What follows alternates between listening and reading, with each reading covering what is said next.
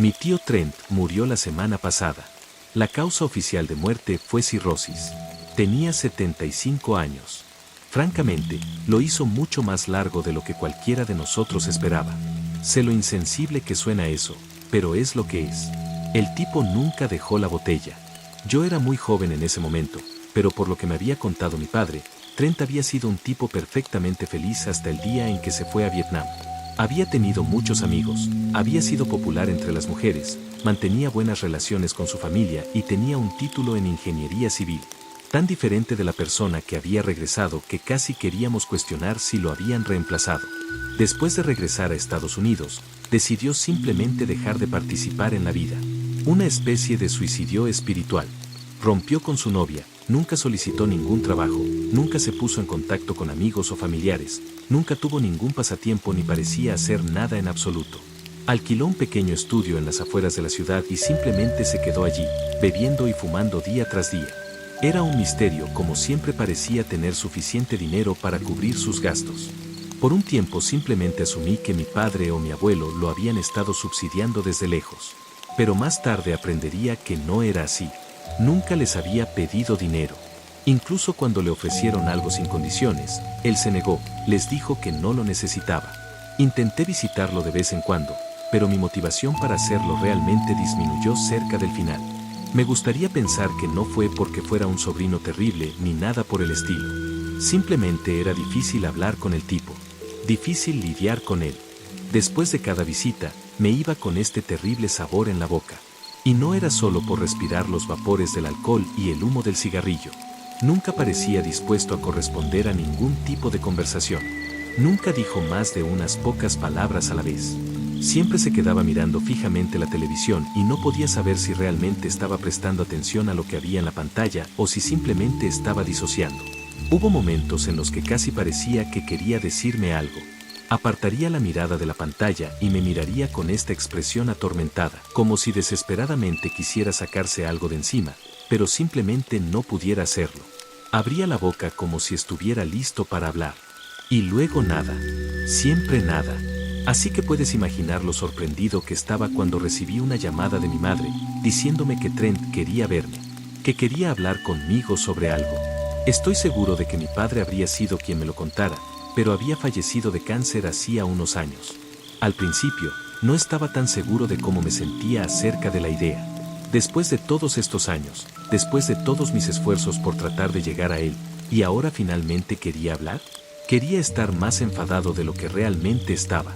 Pero en verdad, todavía me quedaba algo de gracia para perdonar al tipo. Quizás se había dado cuenta de que le quedaba poco tiempo en la tierra y lamentaba haber alejado a tanta gente. Quizás esto fue un intento de algún tipo de cierre. Al mismo tiempo, no podía negar lo curioso que estaba. Quizás finalmente me contaría lo que había pasado allí, aunque no estaba totalmente convencido de que quisiera saber. Conduje hasta su apartamento y llamé a su puerta. Lo escuché tosiendo adentro antes de decirme que la puerta estaba abierta, para entrar directamente. Mi primera vez entrando al lugar en más de una década y olía y se veía mucho peor de lo que recordaba, una sensación de pesada desesperación flotando en el aire. Trent estaba sentado en el mismo sofá de siempre, aunque ahora parecía que pertenecía a un vertedero. Grietas en la pintura, manchas por todas partes. Esparcidas por la vieja mesa de café frente a él había varias latas de cerveza, botellas de licor y colillas de cigarrillos. El olor a moho y podredumbre casi ahogaba el humo. Se dio la vuelta y es difícil subestimar el pavor que sentí al mirar su rostro. Es difícil verlo en ese estado. Me hizo sentir como un idiota por no hacer más para ayudar. Pero lo había intentado. Muchos de nosotros lo habíamos hecho. Me acerqué y me senté en el sofá junto a él. Le pregunté cómo se sentía. Sacudió la cabeza, me dijo que no me molestara, que no necesitaba fingir, que estaba enfermo, pero no senil, que era muy consciente de los costes de su comportamiento en los últimos 50 años más o menos y que no nos culpaba a ninguno de nosotros por no querer tratar más con él. Pero no fue un accidente. Había sido una decisión muy calculada. Escucharlo decir todo esto me tomó por sorpresa. Por lo que pude recordar, esta fue la conversación más larga que habíamos tenido. Y aún más sorprendente fue lo lúcido que parecía. Pensé que décadas de abuso de alcohol habrían pasado más factura. Pero aquí estaba, con los ojos y la voz tan sinceros como los de cualquiera que hubiera visto antes. Le dije que no tenía dudas de que había experimentado cosas más terribles de lo que yo pudiera imaginar. Pero nunca tuvo que lidiar con eso solo. Habíamos estado allí para él. Entonces, ¿por qué había elegido una vida de soledad? Y aquí es donde la conversación tomó un giro extraño. Trent exhaló profundamente y miró alrededor del apartamento. Entonces dijo que era porque nunca quiso ponernos en peligro a ninguno de nosotros. Lo miré fijamente, le pregunté qué quería decir con eso. ¿Qué tipo de peligro? Me dijo que no estaba exactamente seguro. Por eso le asustaba tanto. Afirmó que si me contara lo que le había pasado, tendría que estar preparado para afrontar las consecuencias. Que una vez que tuviera acceso a tal conocimiento, me complicaría la vida de maneras difíciles de manejar. Que probablemente me vería obligado a mirar por encima del hombro por el resto de mis días. Pero si estaba dispuesto a correr ese riesgo, entonces debería servirme un poco de whisky y prepararme para escuchar. Al oírlo decir estas cosas, se me cayó el alma a los pies. No porque le creyera, pero porque casi confirmó su estado mental deteriorado. Aunque todavía era articulado, claramente ya no estaba presente. Decidí darle el gusto. Sonreí. Le dije que estaba dispuesto a correr el riesgo. Pero una vez que las palabras salieron de mi boca, pude ver cómo su expresión se amargaba. «No me crees», dijo. «¿Crees que estas son las divagaciones de un hombre que se ha vuelto loco?» No esperaba la reacción inmediata. No sabía qué decir y así empecé a tartamudear, buscando una respuesta. «No te culpo», continuó. «No lo hago. Sé que estoy cerca del final. Sé que mi mente está casi perdida. Pero esto es algo que incluso en la muerte nunca olvidaré. ¿Quieres saber por qué bebo? Es porque si no lo hago, entonces es todo en lo que puedo pensar, todo lo que puedo soñar». Hizo una pausa, encendió un cigarrillo, dio varias caladas largas antes de mirarme fijamente. «El conocimiento puede ser una carga. Si vas a escuchar esto, entonces necesito saber que me crees, que has aceptado el riesgo. De lo contrario, podemos olvidarnos de eso. Puedes seguir adelante y vivir tu vida sin preocupaciones». Todavía no estaba seguro de qué pensar, pero mi curiosidad había empezado a arder. Le pregunté por qué siquiera quería contarme sobre eso. Si era tan peligroso, ¿por qué no se lo guardó para sí mismo? Dijo que no tenía una buena respuesta para eso. Simplemente sintió que alguien necesitaba saber lo que había sucedido antes de que muriera con él. Dijo que existe una oscuridad en este mundo que va más allá de cualquier cosa que nos hayan enseñado. Cualquier cosa con la que estuviéramos familiarizados. Cualquier cosa que tuviéramos la capacidad de entender. Y un día podríamos tener que lidiar con eso.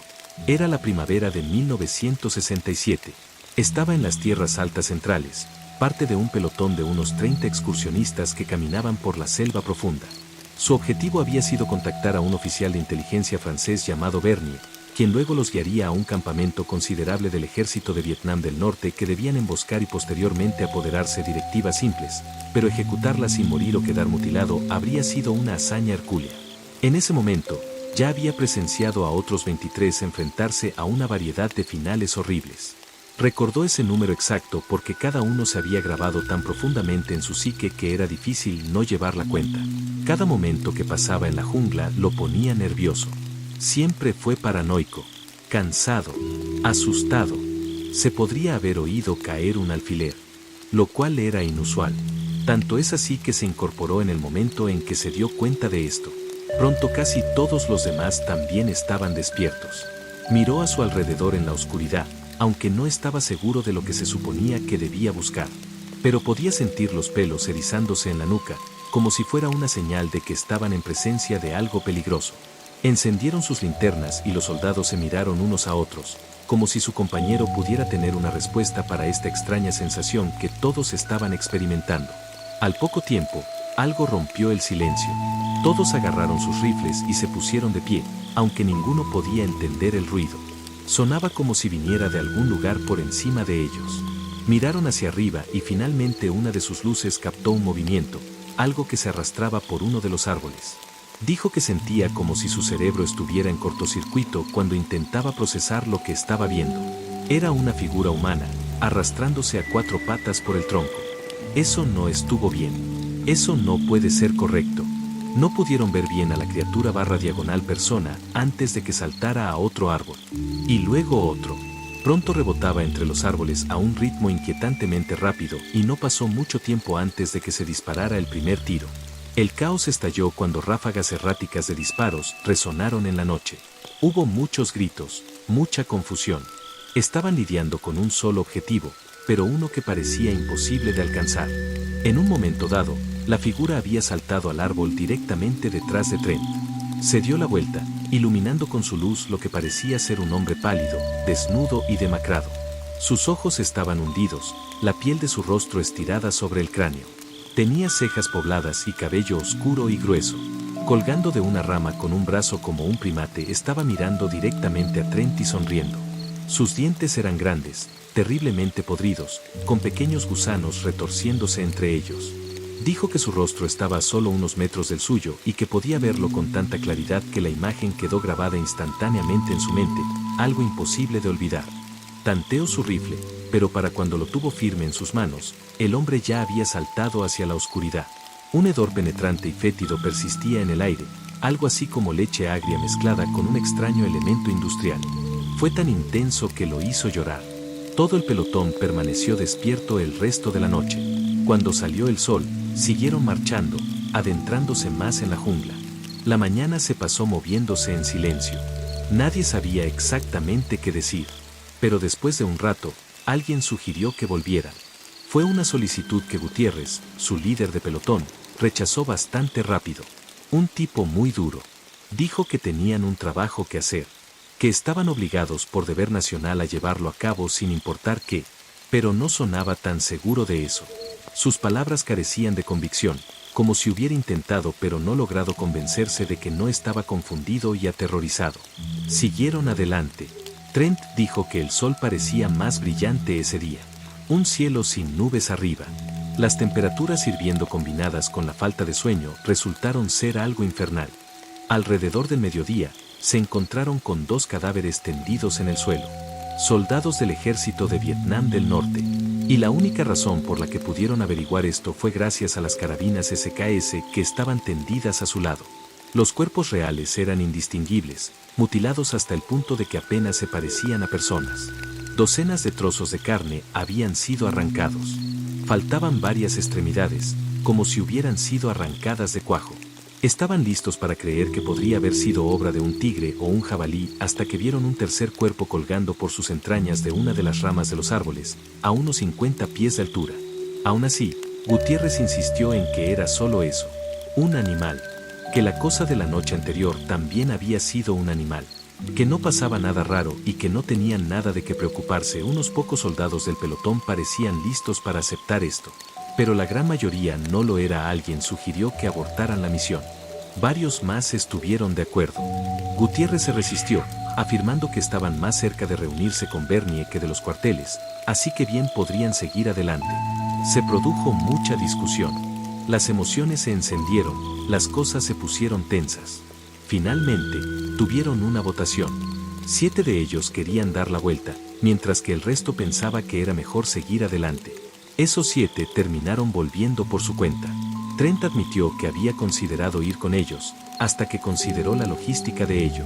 No tenían ninguna posibilidad de regresar antes del anochecer. Mejor ir con la fuerza de la multitud.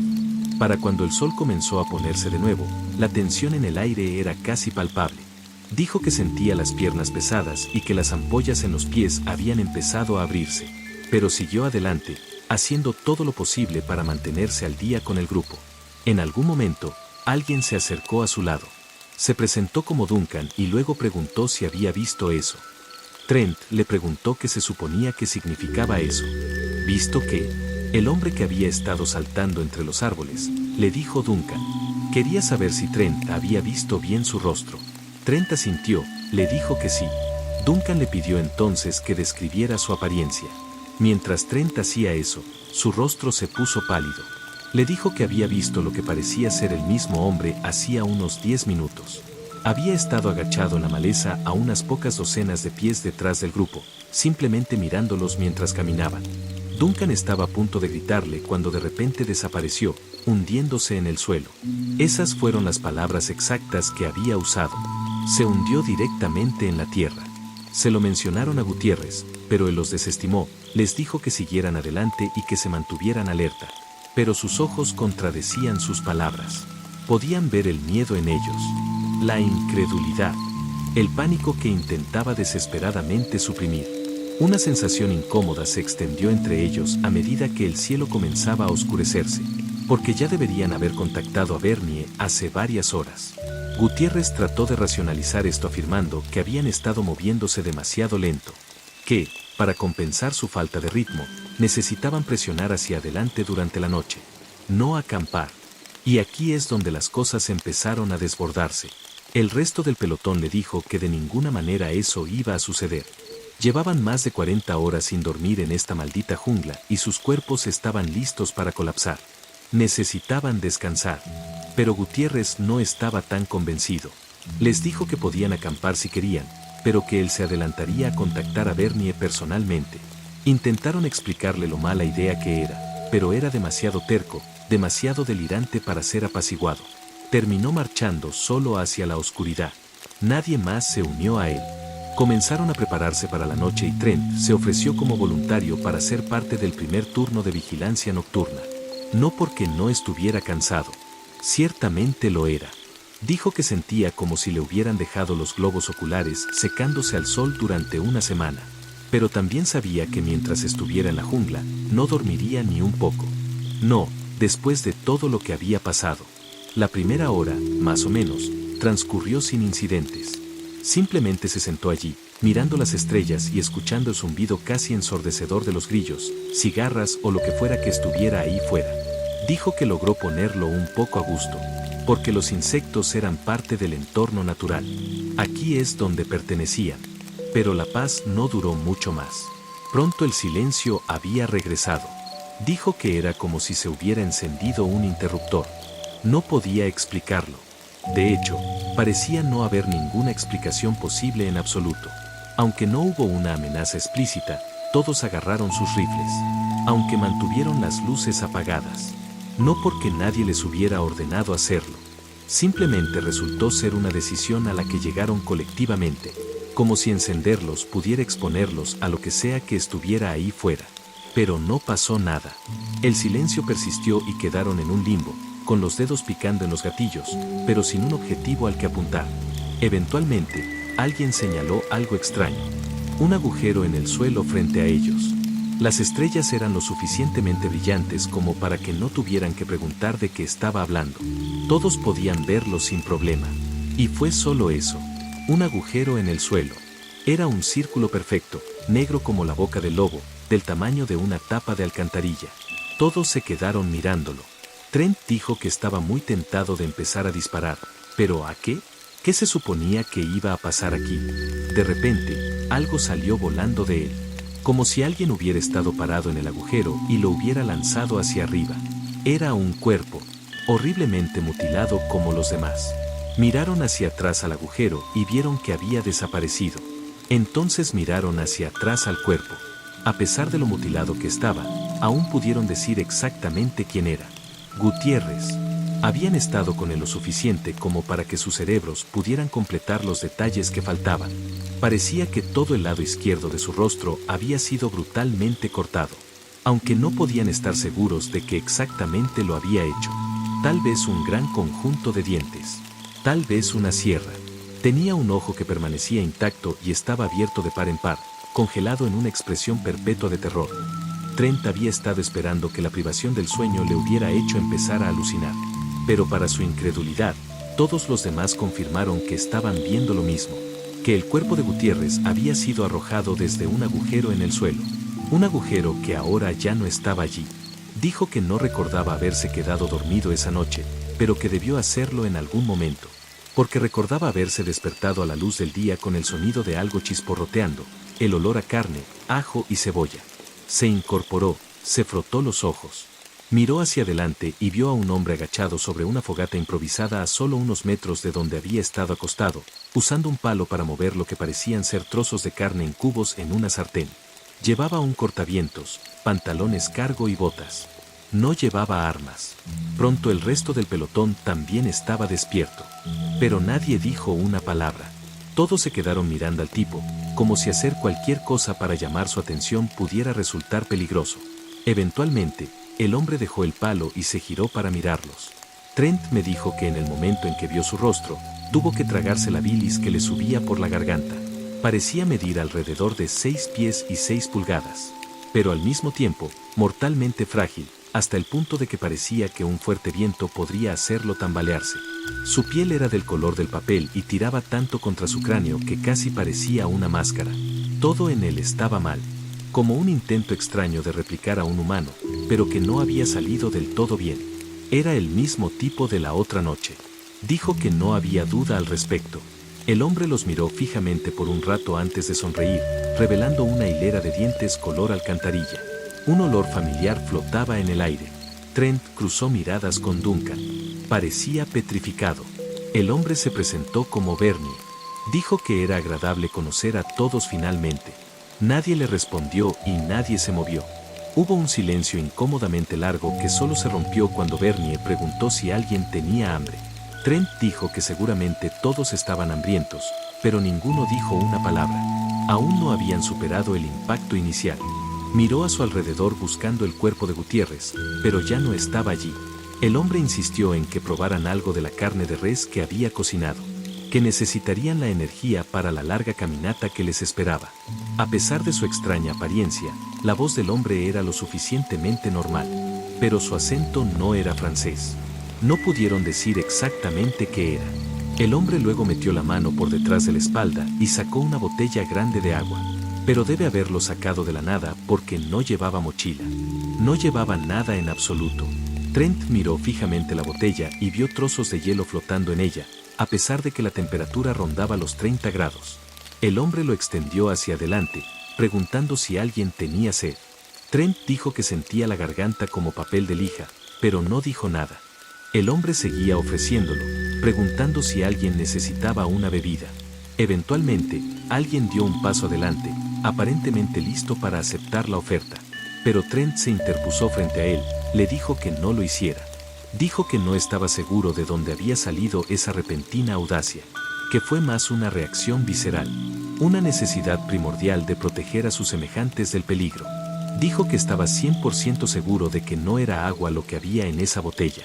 El soldado parecía confundido, pero no parecía dispuesto a pelear con él por eso. Retrocedió. De repente, la sonrisa del hombre se desvaneció y se volvió para mirar a Trent. Me dijo que nunca había visto una expresión de odio así antes, que había una especie de crueldad detrás de los ojos que parecía trascender la realidad. Pero duró solo unos segundos antes de que la sonrisa regresara. Trent dijo que creía que podía ver algún tipo de gusano tratando de retorcerse fuera de su boca a través de un hueco entre sus dientes.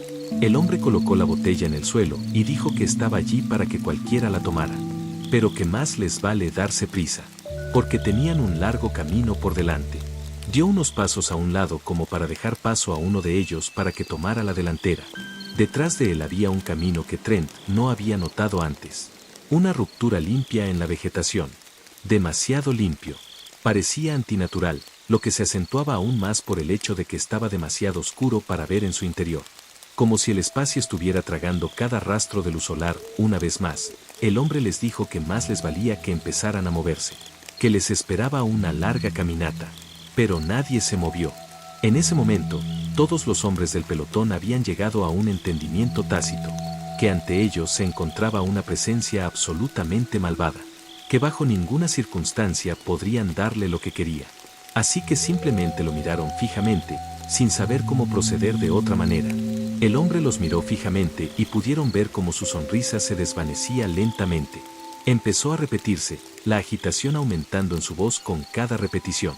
Mejor empieza a moverte. Largo camino por delante. Como si esa fuera una de las pocas frases que sabía decir. No sabían qué hacer. Todos estaban demasiado aterrorizados y desconcertados por el hombre para intentar enfrentarlo. Así que se quedaron ahí parados, mirándolo. Después de lo que pareció una hora, pudieron oír el zumbido de las hélices de un helicóptero en la distancia, dirigiéndose hacia ellos. Trent dijo que el alivio que sintió al escucharlo fue casi eufórico. El hombre miró hacia el cielo y luego de vuelta hacia ellos. Ahora que la expresión odiosa había regresado. Apretó la mandíbula con fuerza y Trent estuvo a punto de convencerse de que se estaba preparando para saltar sobre ellos. Pero entonces se dio la vuelta, caminó hacia la oscuridad del camino. Trent parpadeó y el hombre se había ido. Y así era el camino. Se fue en un instante, como si ninguno de los dos hubiera estado allí.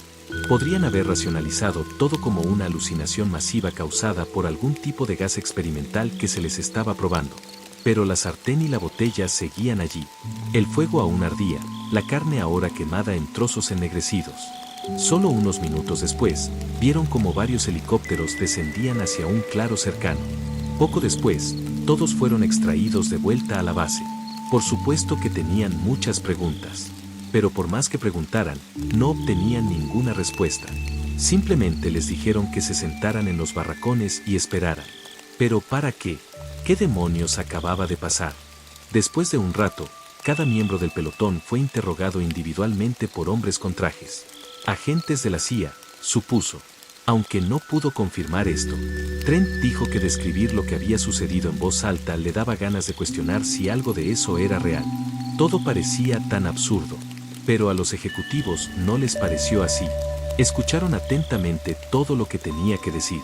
Nada en sus tonos, expresiones o lenguaje sugería que fueran incrédulos ante nada de eso, lo que lo asustó aún más. En un momento dado les preguntó sin rodeos quién diablos era ese hombre. Los ejecutivos le dijeron que no sabían, que nunca habían podido averiguar. Al día siguiente, todos fueron puestos en un vuelo de regreso a los Estados Unidos. Simplemente les dijeron que habían cumplido con sus obligaciones, que su periodo de servicio había terminado oficialmente. Pero sabían que esto no era cierto, porque la duración estándar de una gira era de 12 meses y ni siquiera habían estado allí 8. Pero nadie lo cuestionó.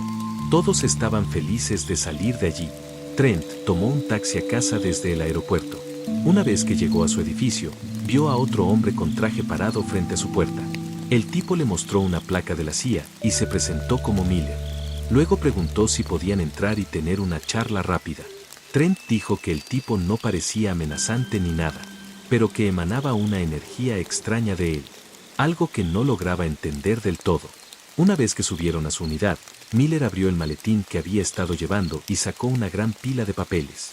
Trent le dijo que si esperaba que leyera todo eso, estaba loco. Miller se rió, le dijo que esto era solo una consecuencia de la burocracia, pero que él iba a resumir rápidamente todo lo que necesitaba saber. El gobierno iba a pagarle 6,000 pesos, que hoy equivaldrían a unos 55,000 pesos, en beneficios por año por el resto de su vida. Estos beneficios se ajustarían por inflación siempre que siguiera vivo. La única condición era que nunca pudiera hablar de lo que había visto en Vietnam. Absolutamente ninguna mención del hombre a nadie. En el momento en que lo hiciera, lo cortarían. Lo único que tenía que hacer era firmar. Trent dijo que había intentado sacar más información de Miller, pero el tipo era como una piedra. No se movía de ahí. Le había preguntado qué pasaría si no lo firmaba. Quizás quería contarle al mundo exactamente lo que había visto. Quizás lo haría famoso y podría hacer una carrera de eso. En respuesta, Miller le había dicho que podían aumentar esa cifra a $7,500 al año. Trent le preguntó de qué tenían tanto miedo. ¿Por qué no querían que esta información saliera a la luz? Miller le dijo que eso no era asunto suyo, pero que si se estuviera muriendo por algún tipo de respuesta y no pudiera lidiar con no tenerla, entonces la diría de forma sucinta. Había ciertas cosas que era mejor que el público no supiera. Sería más fácil para ellos. Introduciría menos caos y permitiría que la sociedad funcionara lo más fluidamente posible. No era que estuvieran tratando deliberadamente de mantener a los civiles en la oscuridad. Solo estaban tratando de protegerlos. Al final de su conversación, Trent había logrado subirlo a 1000. Aún no había aceptado del todo lo que Miller intentaba decirle. Había estado discutiendo con él durante casi media hora, pero estaba cansado. No quería lidiar más con eso. No quería pensar en eso. El lado positivo fue que no estaría sin hogar en el corto plazo, porque de ninguna manera habría podido ir a trabajar después de esto. Al menos no por mucho tiempo. Trató de concentrarse en lo positivo. Ahora tenía tiempo libre para hacer lo que le apeteciera. Podría viajar por el mundo. Podría empezar un negocio. Pero durante las próximas semanas no hizo absolutamente nada. porque no podía dejar de pensar en el hombre. Era todo en lo que podía concentrarse. Encontró una forma de evitarlo a través del licor. Bebía en cada comida. Entonces estaba bebiendo entre comidas. Y luego cada hora en punto desde el mediodía hasta la medianoche. Y estaba funcionando. Estaba saliendo tanto de fiesta que ya ni lo pensaba. Un día se sintió generoso y se ofreció a pagarle el viaje a mi papá a Hawái. Se acostaban en la playa, bebían hasta vomitar, etc. Durante los primeros días, se lo estaban pasando muy bien. Era el paraíso. Y luego, una tarde, estaban tumbados en la playa. El cielo empezaba a tomar un hermoso tono anaranjado. Unos 80 grados, el viento fresco empezando a picar el sudor en su piel. A medida que oscurecía, la playa comenzó a vaciarse lentamente. No tenían otro lugar a donde ir, así que se quedaron, esperando la puesta de sol. Se había puesto lo suficientemente borracho como para empezar a contarle a mi papá todo lo que había pasado. Dijo que guardárselo dentro lo estaba matando. Tenía que desahogarse. Tenía que contárselo a alguien. Y si había alguien en quien pudiera confiar, habría sido papá. Pero no llegó muy lejos con eso, deteniéndose justo antes de poder describir el primer encuentro. Porque fue entonces cuando notó la figura en el agua. Todos los demás se habían ido, pero esta persona permaneció, de pie hasta la rodilla en el océano. Solo parado ahí. La figura parecía alta y desgarbada. Trent dijo que parecía que llevaban pantalones y una chaqueta, aunque estaban demasiado lejos para que pudiera distinguir más detalles que eso. Pero lo estaba asustando. Porque, ¿qué demonios estaban haciendo? Se inclinó hacia adelante y entrecerró los ojos hacia adelante hasta que pudo distinguir cómo era. La realización lo inundó como una ola fría. Se levantó y le dijo a mi papá que tenían que irse. Entonces corrió de vuelta a la habitación del hotel y bebió hasta desmayarse. Me dijo que había sido el mismo hombre de la jungla. Usar la misma ropa. Cuando le pregunté cómo podía estar tan seguro de eso, me dijo que era inconfundible, que era un rostro que nunca olvidaría.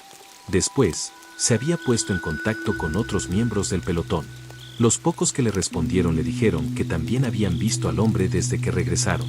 Uno de ellos incluso lo había visto hasta en Italia y en cada instancia, habían estado a punto de revelar los detalles de lo que sucedió en la jungla a alguien más.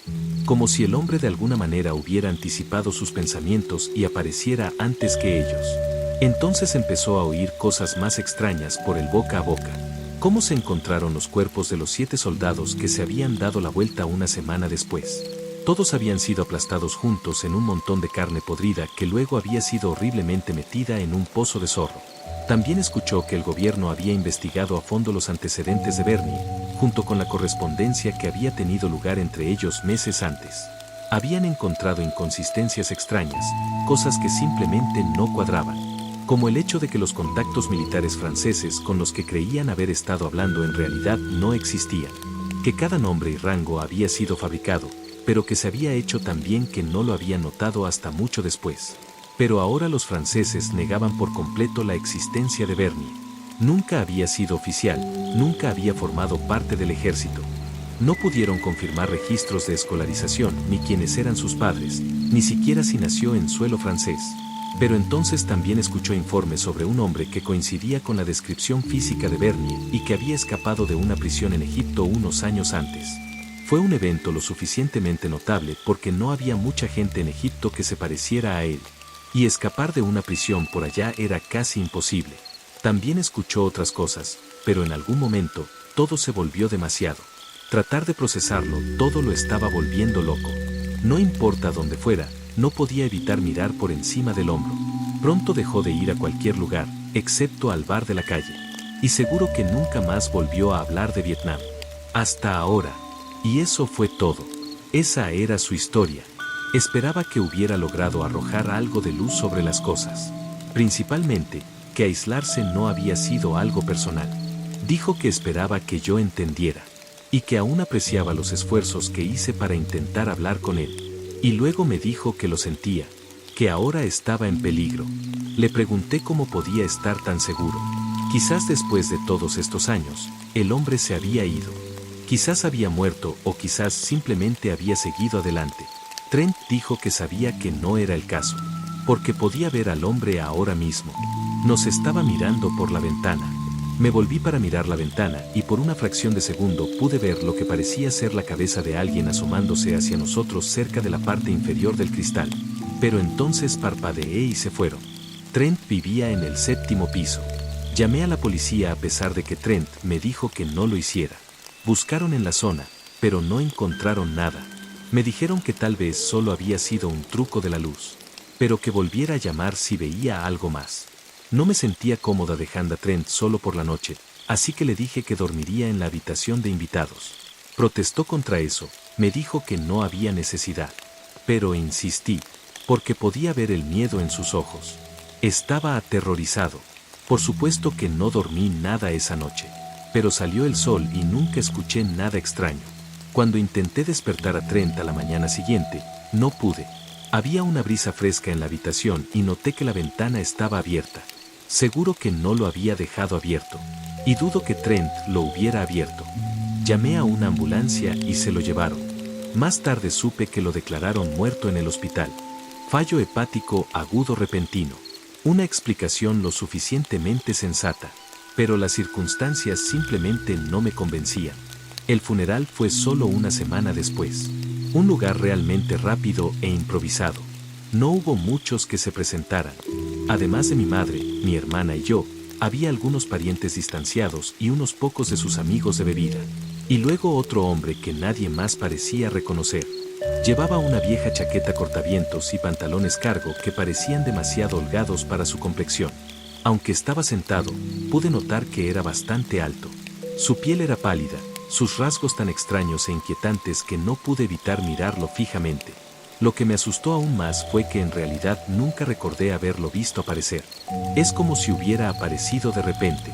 Por un tiempo pensé que podría estar alucinando al tipo, hasta que mi hermana hizo un comentario sobre lo mucho que la estaba asustando. Fue un funeral con ataúd abierto. En el momento en que sacaron el cuerpo de Trent, el hombre se fue. Tampoco lo vi irse. Desde el funeral, han estado sucediendo cosas extrañas. Siento como si me estuvieran siguiendo. Estoy viendo el mismo SUV negro estacionado donde quiera que voy.